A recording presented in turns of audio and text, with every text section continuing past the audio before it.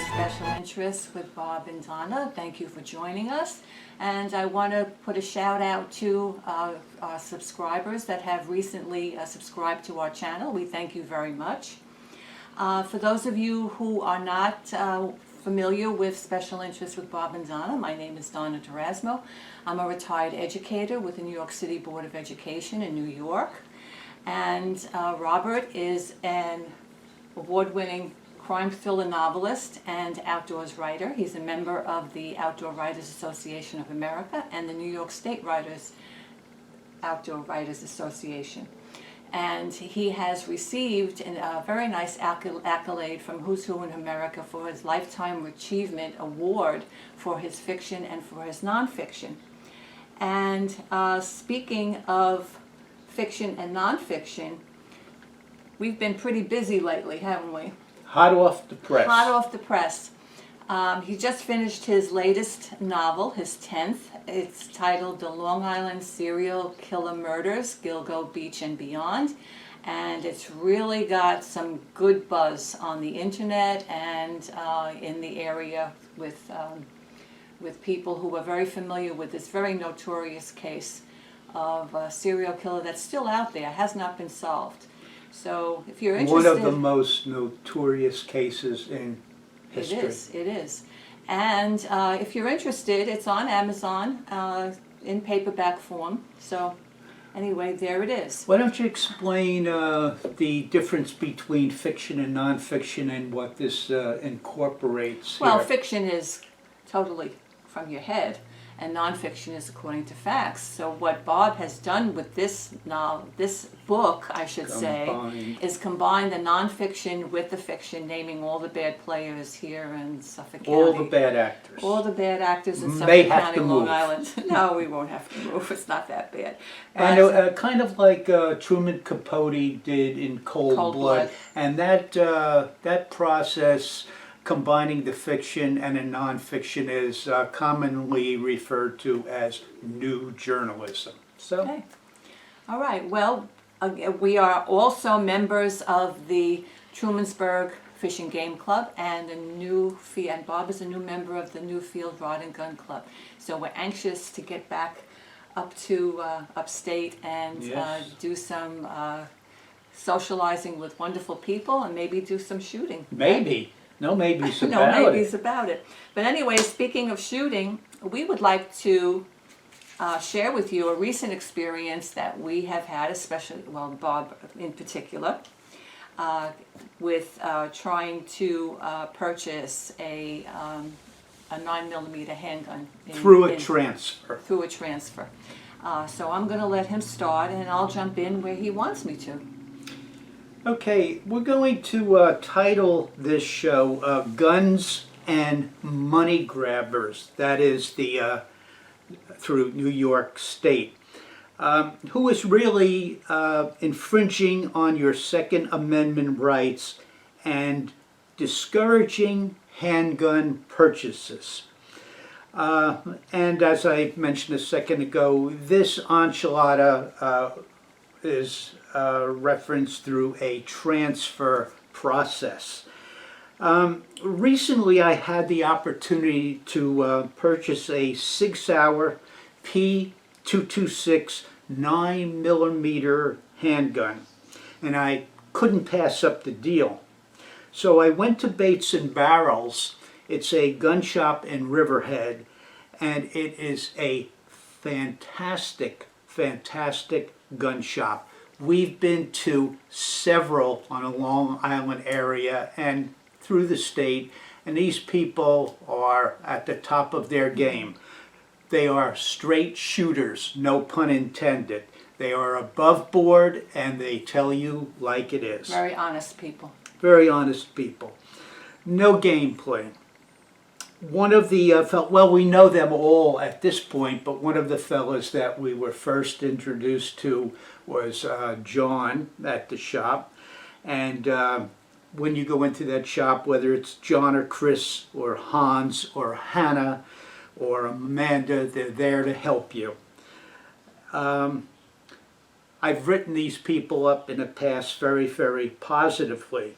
So this handgun transfer that we're dealing with, I'd like to give you a little bit of background about, without mentioning any names, the person who I got the, wanted to get the handgun from, this 6-hour P226 9mm. He's retired from law enforcement. He was a cop, so police officer.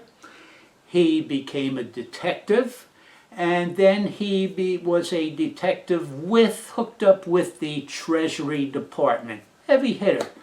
A strong acquaintance of mine. Hell of a nice guy. Again, won't mention any names here. So I thought this is going to go pretty smoothly. Give you a little background. I've been, both Don and I, we've had our pistol licenses for 17 years now.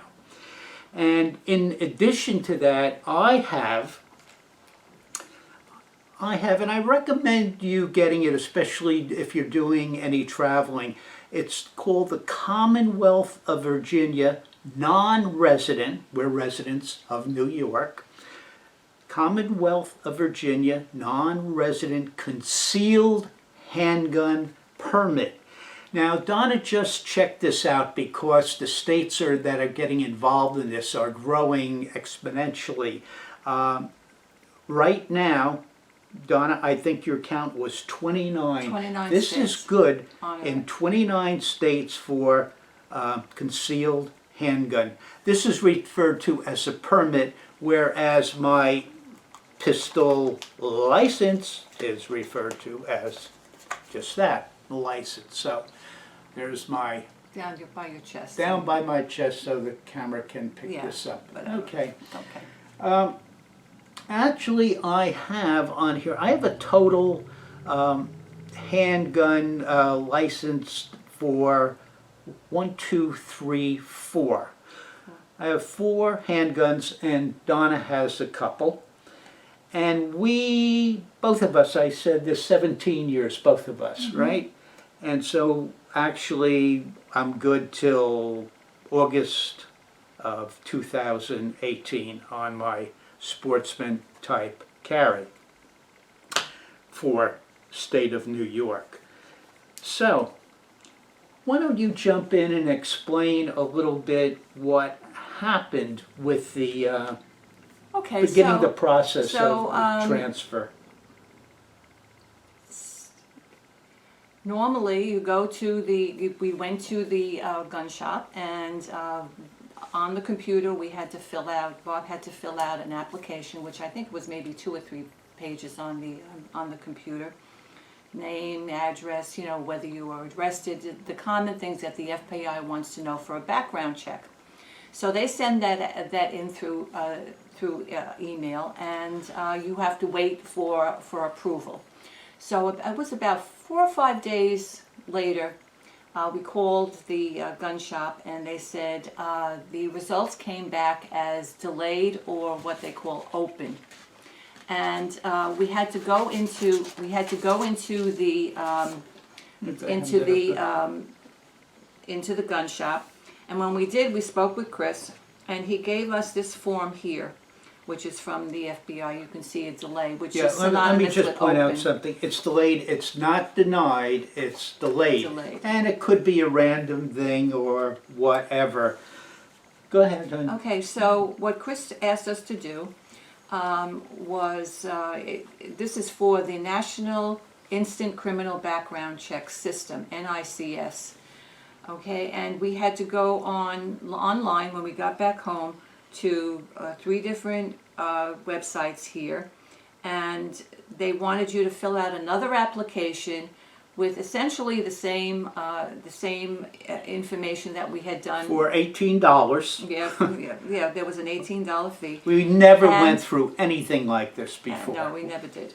And the other requirement is that he had to get fingerprinted again. Now, of course, he's been fingerprinted in the military. He's been fingerprinted for schools that he taught in, and the initial for the handguns. And all that stuff. But anyway, they wanted it. Okay, And let me So- just interject here. When we went to the sheriff's office and we were explaining the debacle, he said, "I don't understand why you need a would need it." fingerprint check, but you know, But whatever, that's what it is." So, Can, Bob had decided that, well, the clincher to all this was, the application could be emailed from our home. We could just fill it out and email it straight to the FBI. to However, expedite matters. And yes, but and- however, Go ahead. however, the fingerprinting had to be done at the sheriff's office at no charge. They don't charge for that. And if we wanted to expedite it, the fingerprints had to be emailed. Which I wanted to do because we lost a few days with power down. The storm is, how do you Yeah. pronounce that storm? Isiazis or something. So the some point kind of being, I hurricane. wanted to expedite the Okay. matters, which would So- entail, So, they said that some post offices deal with handling the emails to the FBI regarding the firearm transfer. So we went online and we saw that the nearest post office is in Jackson Heights, which is about 70 miles away from here. 69 miles to be exact, so we're So- talking about a round trip of 138 miles. So Bob said, Yeah, you know, right. I really would love to have this gun since it was in pristine condition. The guy fired it maybe 3 or 4 times to qualify, and then he took up and used his regular duty. And let duty me arm. interject this. The fellow that I'm talking about, again, no names or anything, he was with Nassau County for all these years in Well, law it doesn't- enforcement. it doesn't matter No, where I he just want to was, say but- Suffolk, Nassau, But, you know. so Bob decided, well, I would love to have this gun, and it was a really good buy, but I'm not traveling 138 miles to deal with Not this. only that, I'm not jumping through these hoops that Governor Cuomo put in a way, and you can articulate this. I don't even think you need your No, notes I here. don't. You know the I went stuff on inside the out here. website to really see the purpose of this NICS, the National Instant Criminal Background Check, and the purpose of it is if you're adopting a child, they want to know everything there is to know about you, obviously, which is a good thing. If you're going for a job, the employer may require it. And those are the things that are listed on the FBI website. It says nothing about firearm transfer. However, we were told at the gun shop that Governor Cuomo had piggybacked onto this NICS website and included firearm transfer. So there lay the rub. So Bob was getting paranoid. Why am I being, singled out for all of this? They're just trying to make it harder to get firearms. That is the bottom That's line, the and they're hoping that people will say, "Oh, just forget it." And some people do that. Yeah, some people Unfortunately. will. Yes. Unfortunately. I mean, as it is in New York, it takes a minimum of 12 months to get a pistol permit. Isn't that correct? Let me address that. You're close on that. Let me just back up a little bit. Move over this way a little bit. It used to be 3 or 4 days to, be accepted and have your new pistol put onto your pistol license. And now we're hearing, Yeah. now I was told it could be 3 or 4 weeks. And we're talking about adding your handgun to your pistol license in the state of New York. Now, today, it might take almost a year to apply and receive a pistol license. I'm not talking transfer here. If you're new at this and you want a pistol permit, pistol license, it could take up to a year. We have recent acquaintances. We had a chat the other night back here. A fellow said it was almost a year. And there was another fellow who said 9 months it took him to get the pistol pistol license. Pistol Actually, license, this yeah. is Commonwealth is the Okay. permit, and he had to jump through these hoops. He had to do everything that Donna articulated here. And so I encourage you, if you do want to obtain your pistol license or pistol permit through these like 29 states that you can carry concealed, I encourage you, not discourage you. Don't do as I say, do as I, that type of thing. Do as because I say, don't do as I do. I don't need this other gun. I wanted this other gun. Big difference. We have our guns. As I mentioned, I have 4 handguns. Donna has a couple. I have the rifles. I have the shotguns. I'm into the hunting and the fishing. I'm all about hunting and fishing and writing. And so, again, let's say, oh, I just can't be bothered, and I don't want to jump through the hoops. So for home defense, for home protection, almost any cop will tell you, John and the affiliates at the gun shop will tell you, the best thing that you can do for yourself is to get yourself a shotgun, a 12-gauge shotgun with number 8 shot. And that will, as John put it, you have a perp coming at you to do you bodily harm. You'll give him a very bad day. If not, kill him. So, what else do you want to touch on here, Donna? Well, for those of you who are in the Long Island area and you are interested in shooting or learning how to shoot,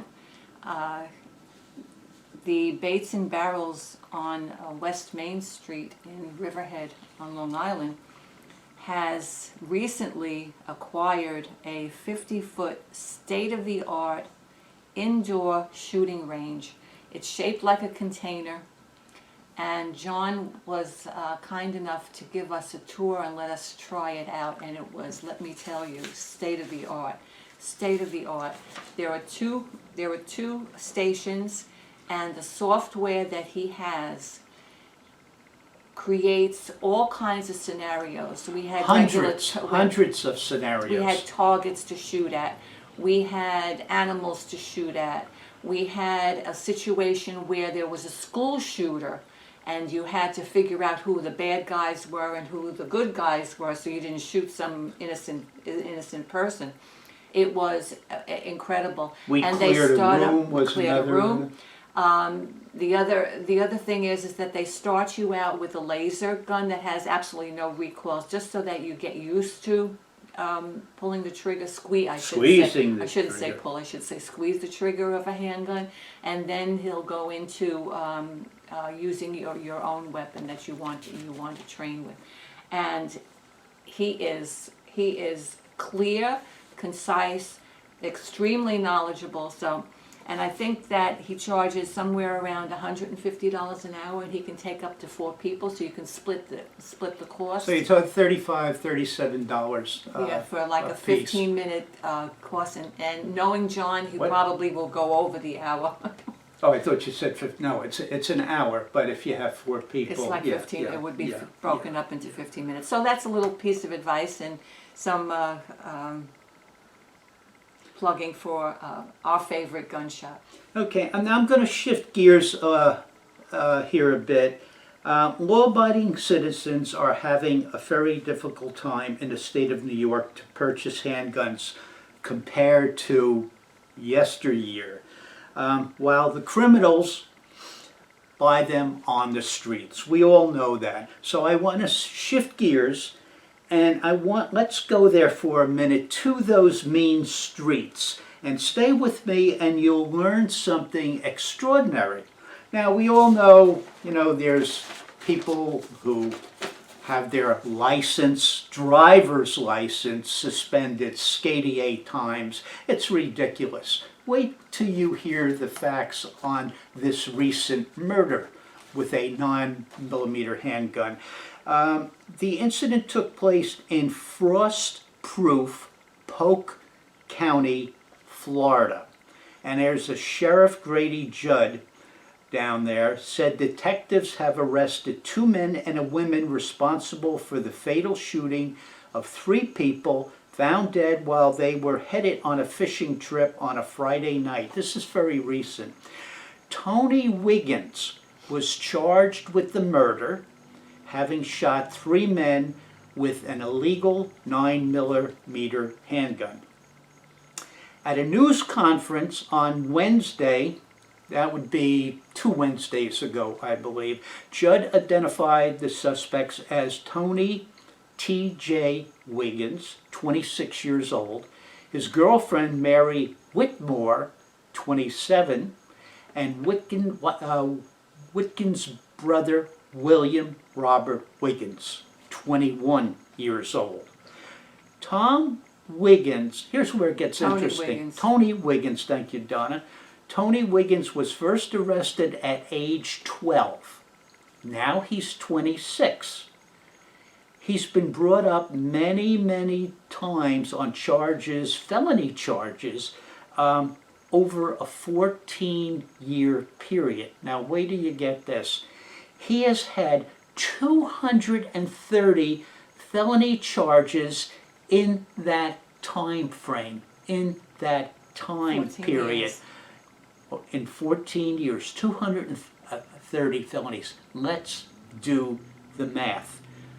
Okay, so we take those 14 years and we multiply it by 365 days to give you 5,110 days divided by 230 felonies, which translates into 1 every 22 days. What's wrong with this picture? What's wrong with this system? We all know, most of us know, that it's broken.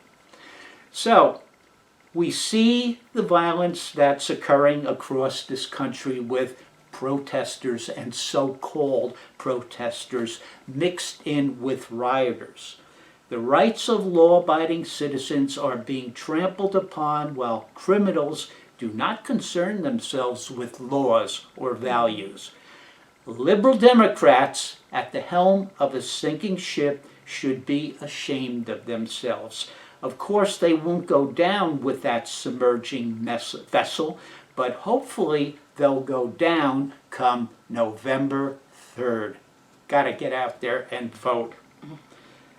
Okay, that's about, well, let's see. Well, that's what we wanted to share with you. Yeah. Is there anything else you want to tell them? Well, you pushed my poor dog that can't wake its own tail, yeah, and my okay. promoter this here. Is, you know, a shameful advertisement. My next book will be, I have my 10th novel, I have 4 handbooks out there. My next one's going to be a handbook, cookbook, and it will be titled On Your Way to Gourmet, and that'll be coming out in 2021.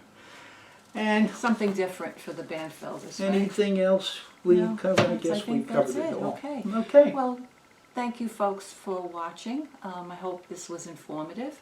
And watching and listening. Yes. And we hope that you are well during this pandemic that we're experiencing right now. Stay well, stay healthy, and be safe. Thank you for watching Special Interest with Bob and Donna, and we'll see you next time.